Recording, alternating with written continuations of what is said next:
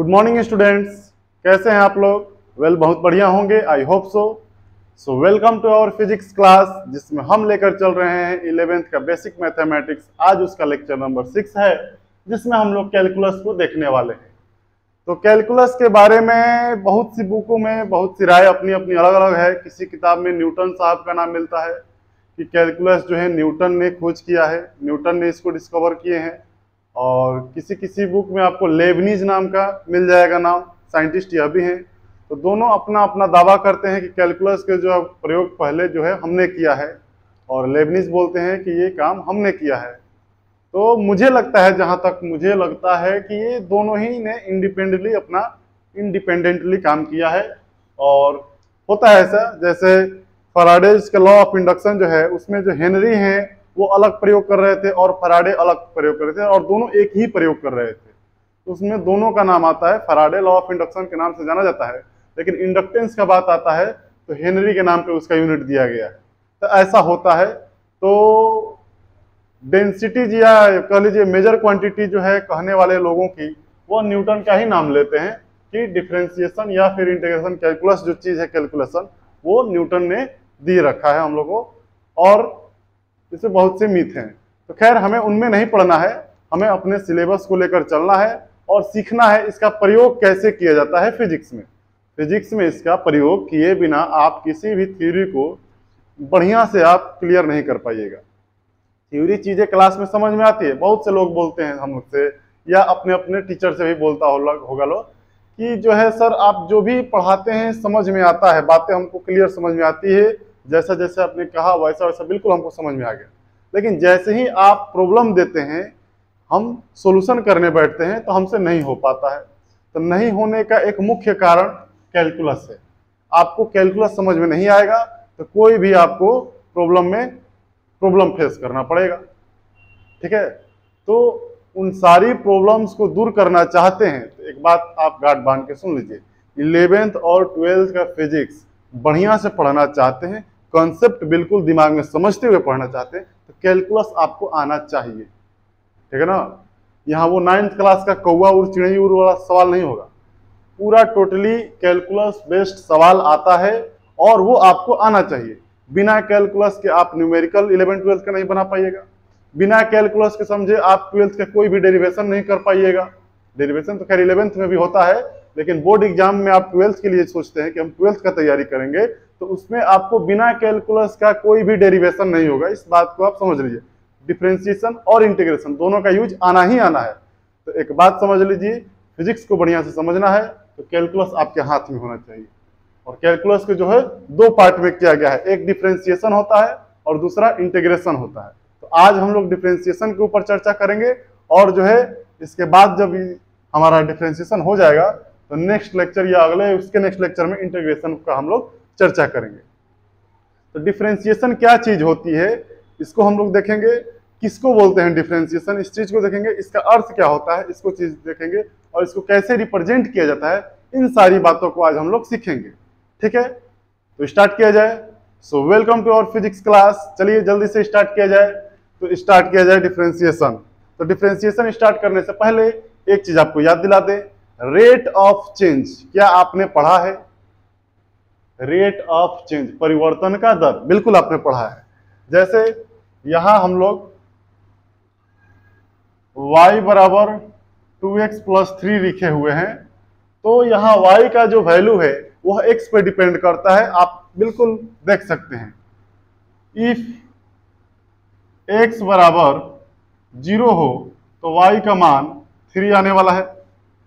इस समीकरण को देखें ध्यान से, तो x बराबर 0 हो तो y का मान 3 आने वाला है, बिल्कुल। यदि x बराबर 1 होगा तो y का मान 5 आ जाएगा कि नहीं आ जाएगा? बिल्कुल आ जाएगा। यदि x बराबर -2 हो तो y का वैल्यू क्या आ जाएगा? -2 और 2 4 हो जाएगा, माइनस में 3 आपको मिलेगा -1 मिलेगा ना। तो यहाँ आप देख सकते हैं सारे ऑब्जर्वेशन के आधार पे कि y का जो वैल्यू है वह x के बदलने से बदल जा रहा है। तो यहाँ हम कह सकते हैं y is the function of x, y is the function of x, y जो है x का फलन है, ठीक है ना। तो एक्स वाई का फलन है, इससे क्या तात्पर्य हुआ? तो इससे तात्पर्य यह हुआ, आप याद कीजिए, आपको रेट ऑफ चेंज में बताया गया है कि किसी भी चीज का आप रेट निकालना चाहते हैं, परिवर्तन का उसका रेट निकालना चाहते हैं, तो उसी चीज के टर्म में निकालिएगा, उसी चीज के रेस्पेक्ट में निकालिएगा जिसपे वो डिपेंड करता है। बिल्कुल, तो हमारा y जो है x पे डिपेंड कर रहा है, इसलिए y का रेट ऑफ चेंज निकालना होगा। इसको इरेज कर देना, इरेज कर दे रहे हैं, ठीक है। इसलिए y का जो रेट ऑफ चेंज निकालना होगा, यानी change in y, CHANG, change in y with respect to x निकालना पड़ेगा आपको। Change in y with respect to x निकालना पड़ेगा। कैसे निकलेगा? तो y में कितना परिवर्तन हुआ बटा में x में कितना परिवर्तन हुआ, इसी को बोलते हैं rate of change in y with respect to x। Hindi में क्या बोलते हैं इसको? अंग्रेजी में x के सापेक्ष में y का परिवर्तन दर। दिख रहा है? टोटल वीडियो कट नहीं रहा है ना? बिल्कुल दिख रहा है, फोकस कर लिया जाए, दिख रहा है। चलिए, x के सापेक्ष में y का परिवर्तन दर, ठीक है ना। अब आपसे कहा जाए कि यदि परिवर्तन जो है वेरी स्मॉल है, बहुत छोटा हो, तो क्या कहिएगा? सर जी, जब परिवर्तन बहुत छोटा होता है तो उस स्थिति में हम लोग डेल्टा का ना प्रयोग करके डी का प्रयोग करते हैं। किसका प्रयोग करते हैं? डी का प्रयोग करते हैं। तो यहां जो है, यहां जो है, यदि परिवर्तन बहुत ही छोटा हो तो हम लोग लिखा करेंगे dy बाई डी एक्स। क्या लिखा करेंगे? dy by D x. यह क्या है? तो यह भी y का परिवर्तन दर है x के सापेक्ष में, यह भी y का परिवर्तन दर है x के सापेक्ष में, यानी x के सापेक्ष में y का परिवर्तन दर, ठीक है ना। और इसी dy बाई डी एक्स को भी हम लोग डिफरेंशिएशन बोलते हैं, differentiation of y, differentiation of y with respect to x। x के सापेक्ष में y का अवकलन बोला जाता है। क्या बोला जाता है इसको? हिंदी में जो है, अंग्रेजी में जो है अवकलन बोला जाता है। क्या बोला जाता है? अवकलन। अंग्रेजी में डिफरेंशिएशन को क्या बोला जाता है? अवकलन बोला जाता है, ठीक है। तो dy बाई डी एक्स को जो है x के सापेक्ष में y का परिवर्तन, ये हम लोग पहले भी पढ़ चुके थे कि यदि परिवर्तन छोटा हो तो रेट जो है dy बाई डी एक्स होता है। उसी dy बाई डी एक्स को हम लोग अवकलन भी बोलते हैं। अवकलन को जो है dy बाई डी एक्स से सूचित किया जाता है, या फिर इसको जो है y डैश से सूचित किया जाता है। किससे सूचित किया जाता है? y डैश से। पढ़े थे ना अभी, y is the function of time. तो y का जब अवकलन करना होगा तो y डैश आपसे पूछ जाएगा कि इसका y डैश बताइए, यानी कि आपको अवकलन करना है। या फिर y डैश का कहीं मान दिया गया है तो समझिए कि अवकलन किया हुआ मान दिया गया है, इसको y डैश से भी सूचित करते हैं। या फिर इसको जो है f dash, function of x था ना, x, फंक्शन ऑफ x के ऊपर डैश लगा लीजिए f के ऊपर, तो भी समझिए कि आपको अवकलन करना है।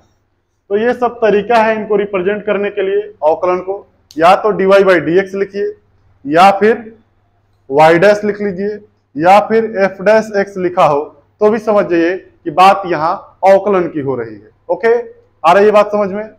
ठीक है, ये तो सर हो गया कि अवकलन कैसे रिप्रेजेंट किया जाता है इसको।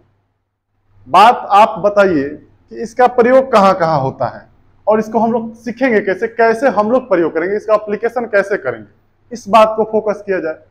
तो देखिए बाबू, इसका जो है रेट ऑफ चेंज, परिवर्तन में चेंज आ रहा है थोड़ा थोड़ा करके, तो उसको जो है रेट निकालिएगा तो उसको हम लोग अवकलन बोलते हैं। इसका प्रयोग जैसे आप समझ लीजिए, कहीं आपका टंकी का जो नलका है जहां पाइप सेट होता है, पानी टंकी में जाता है और पानी वहां से बाहर निकलता है, वहां लीकेज हो जाएगा तो क्या होगा? तो सर जी लीकेज हो जाएगा तो हमारे टंकी में पानी भरा होगा और इसमें कहीं हमारे पाइप सिस्टम में यहाँ जहाँ से पाइप लगा होता है लीकेज हो जाए तो क्या होगा? तो लीकेज हो जाएगा तो धीरे आप टंकी रात को फुल किए और सो गए, सुबह उठे टंकी खाली मिलेगा। क्यों? क्योंकि लीकेज था। तो लीकेज था तो यहाँ आप भर के गए थे, तो कुछ टाइम के बाद जो पानी है, कुछ टाइम के बाद जो पानी है इतना खाली हो जाएगा ना? बिल्कुल खाली हो जाएगा। तो खाली हो जाएगा तो इसमें आपसे कुछ और टाइम बीतेगा तो कुछ और टाइम और ज्यादा खाली हो जाएगा। तो जैसे जैसे समय बीतेगा वैसे वैसे आपकी टंकी की पानी जो है खाली होती चली जाएगी। बिल्कुल, तो खाली होती चली जाएगी। तो आपसे यह सवाल किया जा सकता है कि प्रति यूनिट टाइम में, प्रति इकाई टाइम में, पर यूनिट टाइम में कितना पानी खाली हो रहा है, यानी खाली होने का जो रेट है वह क्या है। तो खाली होने का रेट जो आपसे पूछ दिया जाएगा तो यहाँ पे अवकलन का प्रयोग किया जाएगा, बिना अवकलन के आपसे नहीं होगा। समझ में आ रहा है? बिल्कुल। और देखा जाए तो हम लोग जो है आज चंद्रमा पे पहुंच गए हैं, और चंद्रमा पर ही नहीं, चंद्रमा के दक्षिणी ध्रुव पर पहुंच गए हैं चंद्रयान 3 के माध्यम से, मिशन चंद्रयान 3 के माध्यम से। इसके लिए हम अपने साइंटिस्टों को बहुत बहुत धन्यवाद बोलेंगे और शुक्रिया भी बोलेंगे। हमें अपने भारत देश पर गर्व महसूस होने लगा है। पिछले 3-4-5 सालों में इसका जो विकास दर देखा जा रहा है, विकास दर से नहीं, विकास दर के होने से अगल बगल वाले लोग जो परेशान हो रहे हैं उनको परेशान देखकर हमें बड़ा खुशी हो रही है कि हमारा भारत देश जो है विकास कर रहा है। चलिए ठीक है, तो आप भी खुश होइए और गौरवान्वित कीजिए कि आप भारत देश में जन्मे हैं और आपकी मातृभाषा हिंदी है। ठीक है, बहुत बढ़िया। तो यहाँ जो है चंद्रयान का बात कर रहे थे, तो रॉकेट प्रोपल्सन के नाम से आता है, कंजर्वेशन ऑफ मोमेंटम में हम लोग पढ़ेंगे, संवेग संरक्षण के सिद्धांत जो है उसमें हम लोग पढ़ेंगे कि किसी रॉकेट को लॉन्च किया जाता है तो नीचे बहुत सारे धुआं फेंकता है ना, फ्यूल्स का जो बर्निंग होता है, तेल जो जलता है तो धुआं बन के नीचे निकलता है। तो वहां आपको समय के साथ साथ इंजन में जो तेल रखा गया है वह धीरे धीरे कम होगा, धुआं के रूप में नीचे फोर्स के रूप में निकलेगा। तो वहां जो है डिफरेंशिएशन का यूज करके हम लोग निकालते हैं कि कितना रेट से जो है फ्यूल खाली हो रहा है, ठीक है ना, या कितना रेट से जो है इसका मास में चेंज आ रहा है, मास में चेंज, हाँ बिल्कुल मास में चेंज आ रहा है। एक मिनट, बहुत गर्मी है। कितना जो है रेट से मास में चेंज आ रहा है। जी हाँ, फ्यूल के साथ आप पूरा बॉडी इंजन रखे हुए हैं और धीरे धीरे फ्यूल कम हो रहा है तो धीरे धीरे मास चेंज होगा ना जी, तो वहां पे आपका अवकलन का प्रयोग किया जाएगा। तो ऐसे बहुत सी चीजें हैं, बहुत सी नहीं, हर बात में ही आपको अवकलन आएगा यदि आप फिजिक्स को बढ़िया से समझना चाहेंगे। तो अवकलन के साथ मजाक नहीं और इंटीग्रेशन के साथ तो बिल्कुल नहीं, क्योंकि वो 12th के डेरिवेशन में बिना इंटीग्रेशन के आपका कोई भी डेरिवेशन जो है कंप्लीट नहीं हो पाएगा। ठीक है, तो आइए इसको थोड़ा आगे बढ़ाया जाए, इरेज कर दे, इसको नोट कीजिए।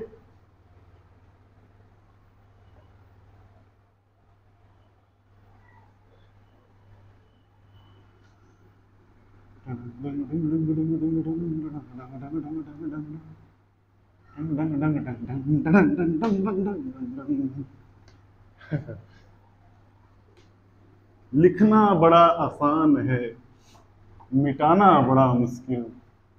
लोग बोलता है कि लिखना बड़ा मुश्किल काम है, कोई भी मिटा देगा, मिटाना बड़ा मुश्किल काम है।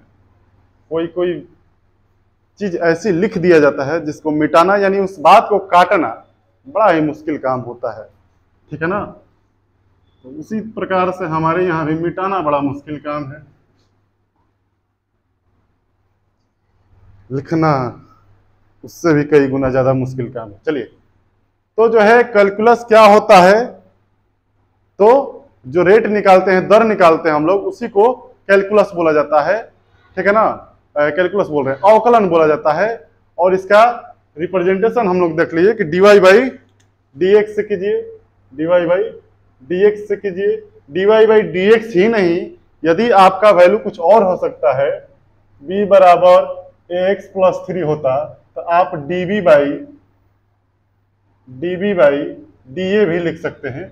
आपका डिपेंड करता है कि आप वेरिएबल क्वांटिटी जो है x और y जो बदल रहा है, वो आप एक्स वाई लिए हैं कि ए बी लिए गए हैं, एम एन लिए हैं, एस टी लिए हैं, क्या लिए हैं, उसके अनुसार से आपका हो जाएगा, ठीक है ना।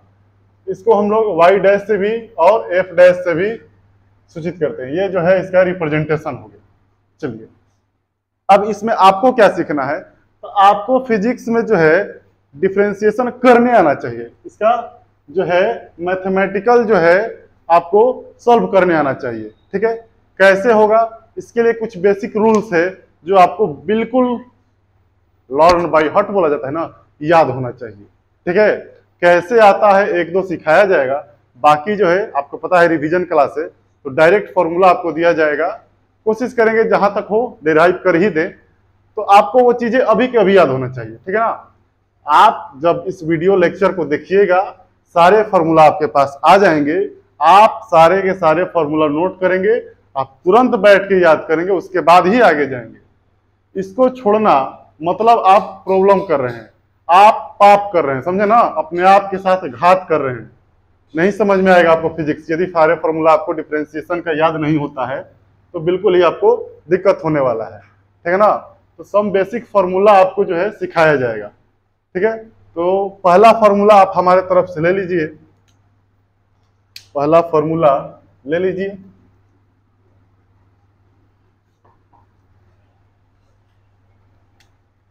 पहला फॉर्मूला जो है, चलिए, रूल 1, वेरी इजी। लोग इससे भागते हैं, बोलते हैं प्रॉब्लम होता है सर, नहीं समझ में आता है, बड़ी मुश्किल काम है। बहुत ही आसान है, आप प्रॉब्लम को सीखिए और इसका एप्लीकेशन हम लोग करेंगे तो और मजा आएगा। कि जैसे कि हमारे पास y is the function of x रखे थे, y is the function of x रखे थे, तो रूल 1 जो है आपका y का वैल्यू दिया जाएगा x के फंक्शन में, ठीक है ना। y बराबर x का पावर n, जहां n क्या है, n कोई भी नंबर है, ठीक है ना।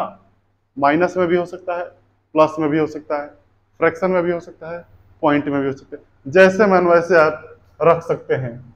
तो आप मैथ की भाषा में n belongs to real number, ठीक है ना।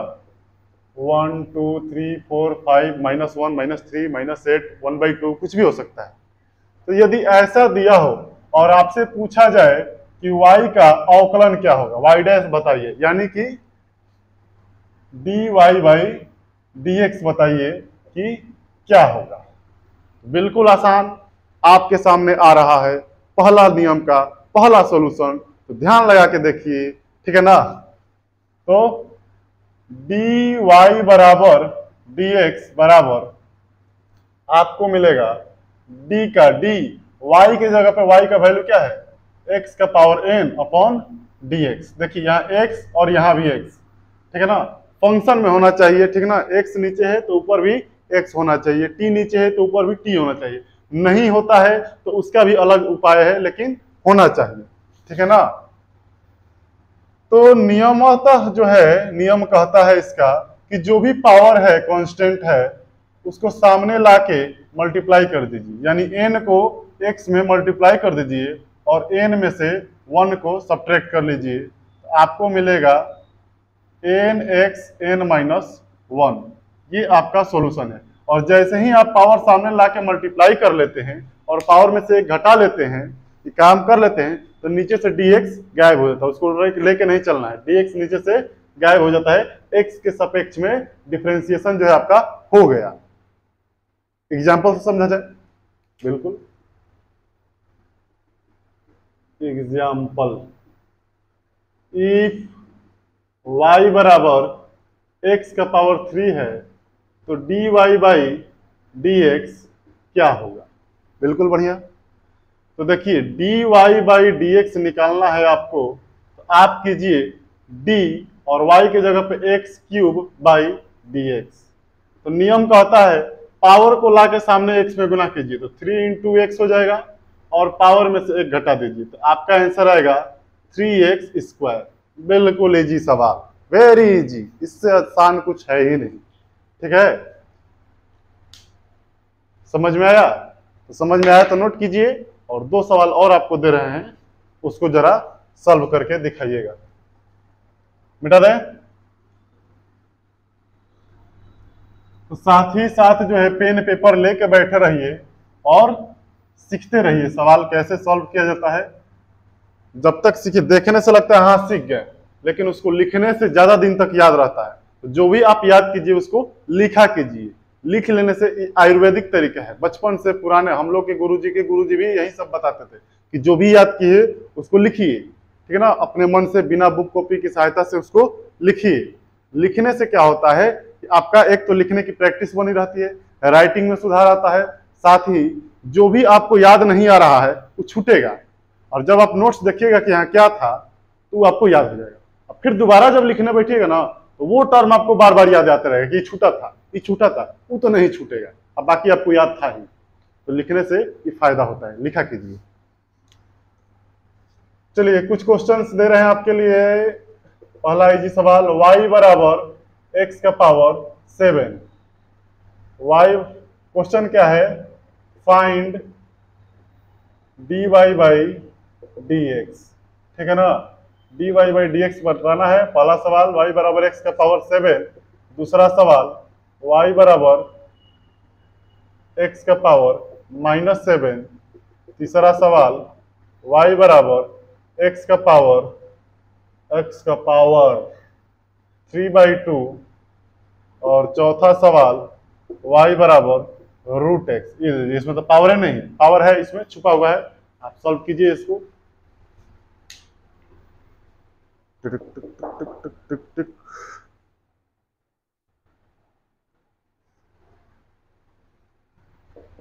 तो बिल्कुल सॉल्व किए होंगे। तो पहला वेरी इजी था, 7x का पावर 6 आएगा। ठीक है ना, आइए इसको जल्दी से सॉल्व किया जाए। और जल्दी से सॉल्व करने के क्रम में जो है पहला सवाल dy बाई dx पूछा गया है। तो dy बाई dx पूछा गया है, तो d का d और y के जगह पे x का पावर 7 बटा में dx। नियम कहता है पावर को लाइए सामने मल्टीप्लाई कर लीजिए, तो 7 इंटू एक्स हो जाएगा, और पावर में से 1 घटा लीजिए, पावर में से 1 सब्ट्रैक्ट कीजिए, तो आंसर आपका आ जाएगा 7x का पावर 6। बिल्कुल सही आया है। अच्छा चलिए दूसरा सवाल, कमेंट बॉक्स को भी थोड़ा यूज कीजिए, जिसका जिसका है थोड़ा भरते जाइए। ठीक है ना, तो dy बाई dx बराबर x का पावर -7 है, तो dx का पावर -7 बाई dx, पावर सामने आके गुना हो जाएगा, यानी -7 जो है आके x में मल्टीप्लाई हो जाएगा, और -7 में से जो है आपका 1 घट जाएगा, सपरेट होगा, -7 x का पावर -8। -7 -1 क्या होगा, -8। साथ ही जो है चाहते हैं कि पावर आपका माइनस में ना दिखे, तो आप जो है नीचे ला सकते हैं उसको, -7 बाई एक्स का पावर पॉजिटिव 8 हो जाएगा। ठीक है, तो इस प्रकार का चेंज जो है एक्सपोनेंट में, यदि आप इंग्लिश मीडियम विद्यार्थी हैं तो हमको लग रहा है चैप्टर 5 है RS अग्रवाल का, क्लास 7 का, एक्सपोनेंट में ये सारा चीज होता है, आप समझ लीजिएगा। ठीक है ना, तो उसको देखिए, नहीं आता है जिसको। यहाँ पे जो है dy बाई dx निकालना है क्वेश्चन नंबर 3 में, तो d x का पावर 3/2 और dx। ठीक है, पावर सामने के मल्टीप्लाई, यानी कि 3/2 जो है x में मल्टीप्लाई और 3/2 में से 1 घटा देना है। तो 3/2 में से 1 घटाइएगा तो कितना आएगा? पहले तो 3/2 इसको लिखिए सामने, और x का पावर 3/2 यानी 3 को 2 भाग 1.5 है ना, और 1.5 में से 1 घटाइएगा तो 1 आता है, आधा आता है, 1/2 आता है, 1/2 हो जाएगा। और किसी भी राशि का संख्या का पावर 1/2 है तो आप उसको रूट में लिख सकते हैं, 3/2 इसको √x लिख सकते हैं, ठीक है ना। इस बात को नहीं जानते थे तो जान लीजिए कि कहीं पावर 1/2 है तो रूट में आप उसको संख्या को लिख सकते हैं, या रूट में कोई संख्या है तो संख्या का पावर 1/2 रख सकते हैं, बिल्कुल। तो इसी के आधार पे अगला सवाल जो है क्वेश्चन नंबर 4, y = √x है, इसको बनाया जाए। तो इसको बनाइएगा महाशय, दिया हुआ है y = √x। तो यहाँ पे जो है आपको x का पावर नहीं दिख रहा है, नहीं ना दिख रहा है, यहाँ x का पावर दिख नहीं रहा है तो हम लोग लेकर आ जाएंगे x का पावर, x का पावर 1/2 हो जाएगा, अभी हमने बताया और आप जानते भी होंगे। तो यहाँ से dy/dx निकालना है आपको, तो d × x का पावर 1/2 अपॉन dx।